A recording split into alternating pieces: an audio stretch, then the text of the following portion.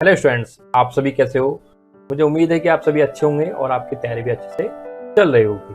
आज का वीडियो काफ़ी इंपॉर्टेंट होने वाला है यदि हम बात करते हैं गेट एग्जाम या आईआईटी जैम एग्जाम की, क्योंकि एग्जाम आपका बिल्कुल पास में आ गया है। 20 से लेकर 25 डेज आपके आसपास रिमेनिंग बचे हुए हैं। तो आज की वीडियो में आपको बताने वाला हूँ कि लास्ट मंथ में आपको कैसे तैयारी करनी है, कैसे आपको रिविजन करना है, क्योंकि लास्ट मंथ काफ़ी इंपॉर्टेंट है। आपने 6 महीने 1 साल से तैयारी की है, तो आपका रिवीजन यदि सही से नहीं होगा तो आपका आउटपुट उस लेवल पे नहीं आएगा जिस लेवल पे आपका आउटपुट आना चाहिए या फिर जिस लेवल पे आपने मेहनत की हुई है। तो इस वीडियो के माध्यम से मैं आपको समझाने की कोशिश करूंगा कि आपके 25 डेज या आपके लास्ट वाला जो मंथ होता है आपको उसमें कैसे रिवीजन करना है। तो आइए देखते हैं रिवीजन कैसे करना है। तो मैं यहाँ पे आपको स्टेप बाय स्टेप बताऊंगा, आपको वीडियो पूरा देखना होगा तो आपको 100% बेनिफिट मिलेगा। स्टेप 1 में आपको क्या करना है, आपके पास कंप्लीट सिलेबस जो भी आपने पढ़ा है उसके नोट्स, उसका स्टडी मटेरियल जो भी आपके पास है, पीडीएफ नोट्स या क्वेश्चंस का कलेक्शन जो भी है, पूरा आपके पास कंप्लीट डेटा होना चाहिए। क्योंकि आपको ऐसा ना हो कि आपका पढ़ने का शेड्यूल बना हुआ है और आपके पास वो डेटा है ही नहीं। डेटा मीन्स आपके पास रेफरेंस बुक नहीं है या फिर वो रेफरेंस नोट्स नहीं है या फिर क्वेश्चन का कलेक्शन नहीं है। तो सबसे पहले आपके पास इंपॉर्टेंट क्या बनता है, आपके पास वो डेटा होना चाहिए। क्योंकि जब तक आपके पास डेटा नहीं होगा तो आप पढ़ाई कैसे करोगे। और लास्ट मोमेंट में आप पढ़ने बैठे हो और आपके पास सपोज करो किसी चीज़ का रिक्वायरमेंट आपको हो गया, क्वेश्चंस का रिक्वायरमेंट हो गया या फिर आपका कोई मीन्स क्वेश्चंस में डाउट आ गया, मीन्स आपके पास क्वेश्चन का जो सोल्यूशन है वो कलेक्शन नहीं है आपके पास, तो आप कैसे करोगे लास्ट मोमेंट में। फिर आपको कहीं ना कहीं वहाँ पे टाइम वेस्ट आपका होता है। तो पहले सबसे पहले आपके पास पूरा कंप्लीट डेटा होना चाहिए। सेकेंड, जो मैंने आपको पहले ही बता चुका हूँ मैं कि आपका जो एग्जाम का टाइम स्लॉट है उस टाइम स्लॉट में आपको ज़्यादा से ज़्यादा क्वेश्चन सोल्व करने हैं। सपोज करो आईआईटी जैम का एग्जाम 3 से 6 है, तो 3 से 6 वाले स्लॉट में आपको ज़्यादा से ज़्यादा क्वेश्चन सोल्व करने हैं जिससे कि आपका माइंड एक्टिव रहे। सेम आपको गेट के एग्जाम के लिए भी करना है। जो आपका एग्जाम का टाइम स्लॉट है उसमें आपके माइंड को आपको एक्टिव रखना है। ये मैं पहले आपको प्रैक्टिकली बता चुका हूँ कि क्या लॉस होता है और क्या बेनिफिट होता है। तो यहाँ पे आपको ध्यान रखना है कि एग्जाम टाइम स्लॉट में आपको कभी भी एटलीस्ट सोना तो नहीं है। आप पढ़ाई कर सकते हो बहुत अच्छे लेवल पे, तो अच्छी बात है, एटलीस्ट सोना नहीं है। तो सोने से हमारा माइंड है ना एक लेजी मोड में चला जाता है। तो एग्जाम वाले दिन भी इससे वो समस्या आएगी। मीन्स आप फिजिकली एक्टिव रहोगे क्योंकि आपका एग्जाम है, आपके ऊपर एग्जाम का प्रेशर है, बट आपका माइंड उस लेवल पे एक्टिव नहीं रहेगा जिस लेवल पे आपको वहाँ पे रिक्वायरमेंट है। क्योंकि आपके पास 6-7 बुक का जो कलेक्शन है उस टाइम पे आपको सब कुछ रिकॉल करना है। सारे कंसेप्ट आपके माइंड में आने चाहिए। माइंड में तभी आएंगे जब आपका माइंड एक्टिव रहेगा पूरी तरह। और माइंड को एक्टिव रखने के लिए आपको अभी से हैबिट डालनी पड़ेगी। वो टाइम स्लॉट में आपको क्वेश्चन सोल्व कर और अच्छे से पढ़ाई कर आपको हैबिट डालनी पड़ेगी, आपको माइंड को एक्टिव रखना पड़ेगा। तो 2 पॉइंट मैंने आपको बता दिए यहाँ पे कि आपके पास सफिशिएंट डेटा होना चाहिए। सफिशिएंट डेटा मीन्स जो भी मिनिमम रिक्वायरमेंट है आपको पढ़ाई करने के लिए वो होना चाहिए। दूसरा, आपके पास यहाँ पे टाइम स्लॉट जो आपका एग्जाम का टाइम है उसमें आपको मीन्स क्वेश्चन ज़्यादा सोल्व करने हैं। मीन्स आपको वहाँ पे पढ़ाई पे ज़्यादा फोकस करना है जिससे आपका माइंड एक्टिव रहे। अब बात करते हैं सिलेबस को कैसे कवर करें। तो सिलेबस को कवर करने के लिए मैंने यहाँ पे आपको 3 स्लॉट बना के दिए हुए हैं। मैं एक पहले से वीडियो अपलोड कर चुका हूँ। तो 3 स्लॉट में आपको मैंने बताया कि आपको मॉर्निंग और आफ्टरनून एंड नाइट, ठीक है। तो 3 शिफ्ट में आप पढ़ाई कर सकते हो। 3 शिफ्ट में आपको कोशिश करना है कि 3-3 घंटे का आपको शिफ्ट लेना है, क्योंकि एग्जाम के 25 डेज बचे हैं। तो आपको 8 से 9 घंटे तो आपको पढ़ाई करनी है। तो आपको एक बार में 3 आवर्स का स्लॉट आपको लेके चलना है। 2 आवर्स का भी आप लेके चल सकते हो, फिर आपको 2 आवर्स के 4 स्लॉट आपको लगाने होंगे। मीन्स आपको 8 घंटे एक मिनिमम पढ़ाई करनी होगी। और ये आपको चाहिए भी क्योंकि आपका एग्जाम है। तो आपको एक अंदर से एनर्जी भी आनी चाहिए कि मैं अपनी कैपेसिटी भी चेक करूंगा कि मैं कितने घंटे पढ़ाई कर सकता हूँ। एग्जाम का आउटपुट क्या आएगा क्या नहीं आएगा इस बारे में नहीं सोचना है, बट आप कितना इनपुट डाल सकते हो इस बारे में आप जरूर सोचो। अच्छे से पढ़ाई करो, जितना हो सकता है मैक्सिमम आप पढ़ाई करो। तो उसके लिए मैंने यहाँ पे 3-3 घंटे के स्लॉट बनाए हुए हैं। 3 स्लॉट बनाए हुए हैं, आप 2-2 घंटे के 4 स्लॉट पे आप बना सकते हो। इसके अलावा आपको क्या करना है, क्योंकि किसी भी स्टूडेंट्स का माइंड एक यूनिफॉर्म वे में एक्टिव रहता है 40 to 45 मिनट। यदि आप मैथ्स की बात करते हो, किसी और सब्जेक्ट की बात करोगे शायद उससे पहले भी आपका एफिशिएंसी जो काम करने का जो मीन्स जितना आप टाइम दे रहे हो उस हिसाब से आपका आउटपुट भी आना चाहिए ना। मीन्स माइंड में गेन करने की जो पावर है वो 40 to 45 मिनट सफिशिएंट है। आप एक टाइम में एक बार में आप कंटिन्यूसली 35 से लेकर 45-50 मिनट तक आप जा सकते हो। तो अपने टाइम को 3 आवर्स को आप इस तरह के स्लॉट में आप डिवाइड करो 50-50-50।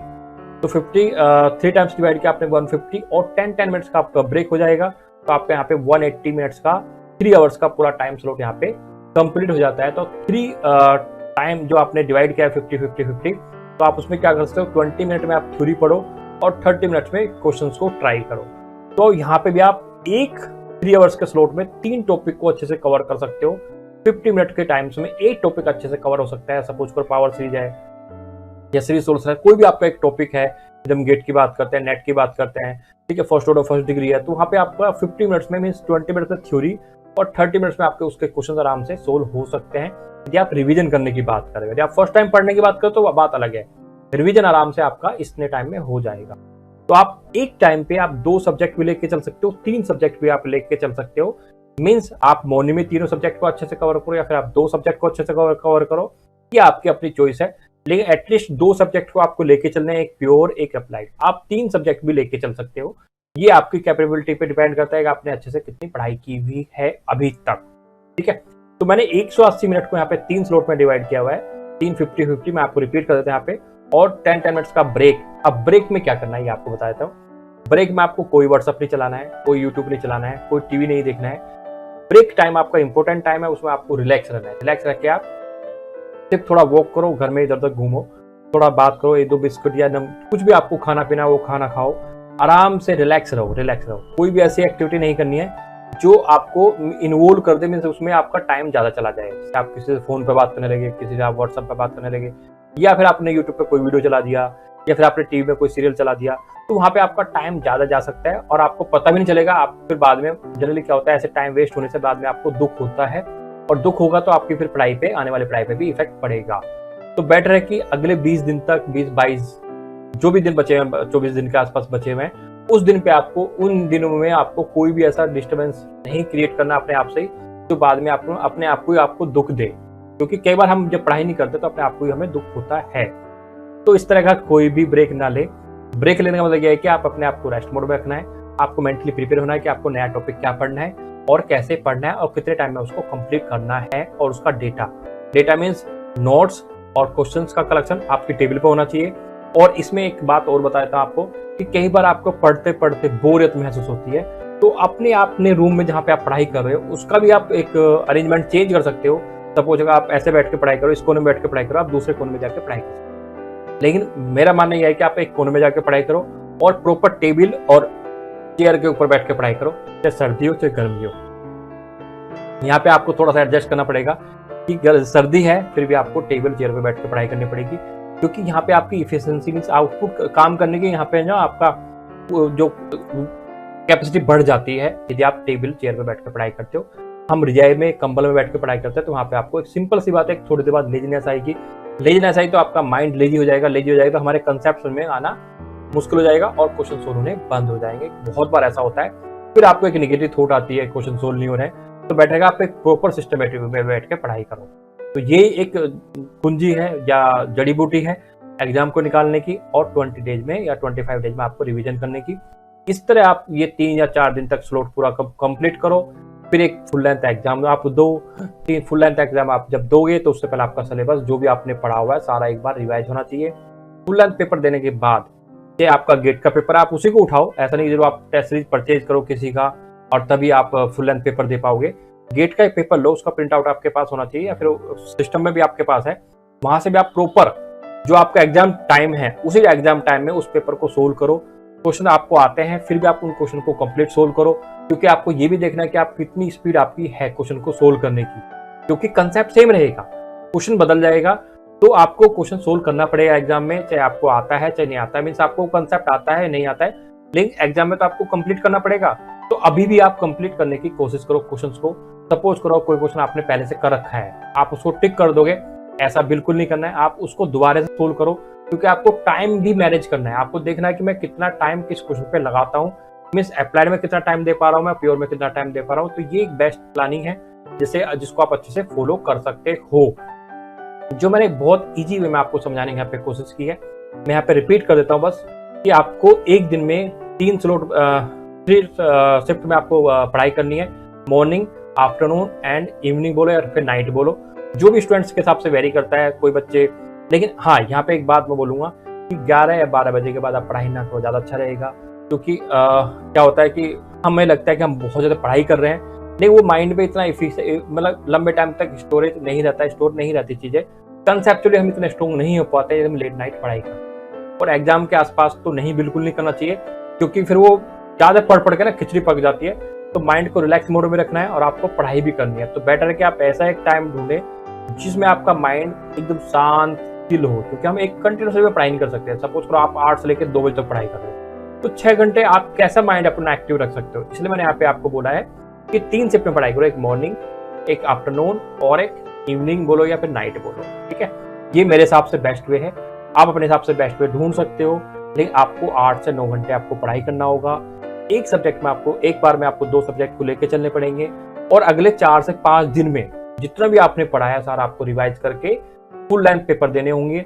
वहां से अपने वीक पॉइंट देखने पड़ेंगे, वीक पॉइंट को आपको दोबारा से फोकस करना पड़ेगा, उन्हीं पॉइंट को आपको बार बार फिर दोबारा से पढ़ना पड़ेगा। फिर अगेन आप फुल लेंथ पेपर देना है। फुल लेंथ पेपर जरूरी नहीं कि टेस्ट सीरीज परचेज करो, मैं यहाँ पे बार बार आपको रिपीट कर रहा हूँ कि जब आप टेस्ट सीरीज परचेज करो तभी आप फुल लेंथ पेपर दो। जो पेपर आपके पास हैं गेट के, गेट 2020 से स्टार्ट करो, 2019 दो, फिर 2018 दो, 2017 दो, सेम IIT एग्जाम के लिए भी 2020 से स्टार्ट कर दो, 2019 2018 मीन्स आप जो पुराने पेपर हैं उन्हीं को आप रिकॉल करो ना, ज्यादा अच्छा है, क्योंकि कंसेप्ट ही रिपीट होता है, ध्यान रखना। तो टेस्ट सीरीज लेना चाहते हो तो तब लेना है आपको टेस्ट सीरीज जब आपके ये सारे क्वेश्चन कंप्लीट हो चुके हैं, मीन्स गेट के पेपर आपने सारे सोल्व कर लिए हैं, या जैम के आप तैयारी करो, जैम के अपने सारे पेपर को सोल्व कर लिए हैं, तभी आप टेस्ट सीरीज परचेज करो, तभी आपको बेनिफिट मिलेगा। अदरवाइज आप क्या करो, theory plus questions, theory plus questions, theory plus questions, यही फॉर्मूला है हमारे पास मैथ्स को पढ़ने का या किसी भी सब्जेक्ट को पढ़ने का और एग्जाम क्वालिफाई करने का, यही तरीका है, थ्योरी प्लस क्वेश्चंस। अब डिपेंड करता है जैसे आप रिवीजन करते चले जाओगे तो थ्योरी का टाइम स्लॉट थोड़ा कम होता चला जाएगा और जो टाइमिंग है हमारा, जो हमारा क्वेश्चंस को सोल्व करने का टाइमिंग हमारा बढ़ता चला जाएगा। मीन्स जैसे आप 50 मिनट्स आपने रखा हुआ है तो 20-30 का रेशो पहले रहेगा, फिर आपको 15 और 35 का रेशो भी आप कर सकते हो, क्योंकि फिर थ्योरी में ऐसा ज्यादा कुछ नहीं रहेगा। फिर आप तो क्वेश्चन की प्रैक्टिस ही बार बार आपको करनी होगी, ठीक है। आप कहीं भी चले जाओ दुनिया में, यही एक फंडा होता है एग्जाम को निकालने का, क्वेश्चंस और थ्योरी, फिर क्वेश्चंस फिर थ्योरी, ऐसे ही चलता रहता है। तो आपको अगले 20 to 25 डेज में, मैं तो नहीं बोलूंगा कि आपको नया टॉपिक पढ़ना है, नया टॉपिक आप तभी पढ़ो जब पुराने टॉपिक को अच्छे से आप रिवाइज कर लो, क्योंकि जो पहले से आप पढ़ चुके हो पहले एक बार उसको स्ट्रॉन्ग बनाओ, देन आप आगे बढ़ो, ठीक है। और मेरी दुआ आपके साथ है हमेशा, आपको लिए wish you all the best, आपका एग्जाम अच्छे से हो, आप अच्छे से एग्जाम को क्वालिफाई करो। और ये प्लानिंग मैं बता देता हूँ यहाँ पे आपको, ये स्टार्टिंग करना थोड़ा डिफिकल्ट होगा, तो आप स्टार्टिंग में क्या करो, आप 8 से 9 घंटे बैठने की कोशिश करो, सिर्फ अपने माइंड को फोकस करने की कोशिश करो, उस पल को जीने की कोशिश करो जहाँ पे आप क्वेश्चन को सोल्व करने की कोशिश कर रहे हो। क्वेश्चन सोल्व हो रहा है नहीं हो रहा है उसको अभी ज्यादा फोकस मत करो, लेकिन कम से कम आपको 8 से 9 घंटे बैठने की आपके अंदर कैपेसिटी होनी चाहिए, ठीक है। कम से कम आप 8 से 9 घंटे बैठोगे तभी आपको आगे मीन्स 2 या 3 दिन बाद आपको ऑटोमेटिकली एक शेड्यूल बन जाएगा कि हाँ मुझे सुबह उठ के पढ़ाई करनी है। मीन्स फोर्सली वाली पढ़ाई नहीं होनी चाहिए यहाँ पे, बिल्कुल आपका मन से आपकी पढ़ाई होनी चाहिए, आपको अंदर से आवाज आनी चाहिए मुझे पढ़ना है, तभी आप अच्छे से पढ़ाई कर सकते हो। तो यहाँ पे मैंने आपको ये बात बिल्कुल क्लियर कर दी है कि आपको पूरा मन लगा के पूरा इस टाइम को 8 से 9 घंटे जो आपके है ना, कि आपको लगना चाहिए कि मुझे पढ़ना है, ये नहीं लगना चाहिए 8 से 9 घंटे तो बहुत ज्यादा है सर, आप लोग बहुत ज्यादा बोल रहे हो, ठीक है। और ये without any live class, live class के अलावा आपके पास 8 से 9 घंटे होने चाहिए रिविजन करने के लिए, जिसमें कि मैंने बोला है कि 5, 6 या 8 फरवरी के बाद आप इजिली चीजों को छोड़ सकते हो।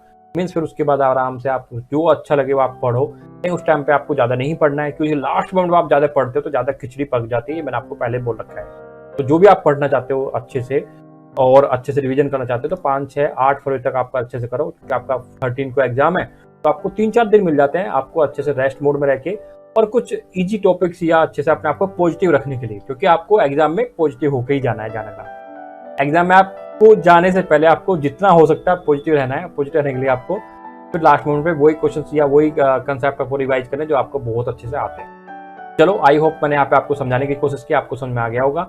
Wish you all the best, take care, bye bye.